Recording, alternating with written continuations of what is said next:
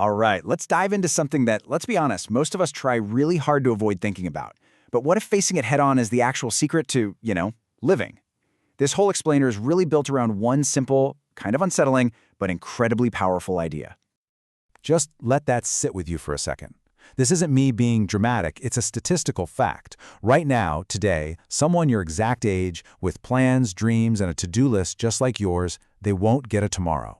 It's a heavy thought for sure, but it's the foundation for everything we're about to unpack. So, this brings us to the big question.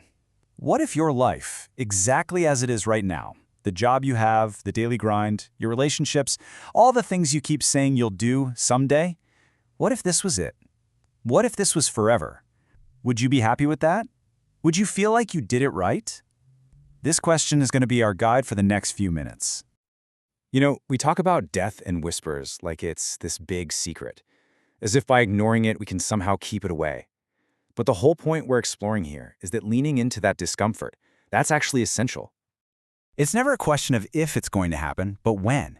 For you, for me, for absolutely everyone. And accepting this isn't about being dark or morbid. It's about getting real so we can actually appreciate the time we have. Think of it like the ultimate deadline that you can't push back. So, if we know our time is short, why do so many of us feel, stuck? This leads us straight into what you might call the autopilot life. You know that feeling, where you're just going through the motions every day, but you're not really there, not really living. And this is a real gut check moment, right? How many mornings do you wake up and just dread the day ahead? That nagging feeling that your life is supposed to be bigger than this, that you were meant for more? That right there is the #1 symptom of being on autopilot. And this is the trap it creates. It starts with that dread, right? That feeling of being stuck. And what's our usual response? We wait. We tell ourselves, oh, I'll make a change when the time is right, or when I have more money, or when I figure it all out. But then, boom, another year has flown by, and we're standing in the exact same place. And here's the really tough part. Time doesn't care. It is not going to wait for you to feel ready. It won't pause so you can get some clarity. Every single day you spend just waiting is a day you will never, ever get back. And remember, someone your age ran out of days today. You didn't.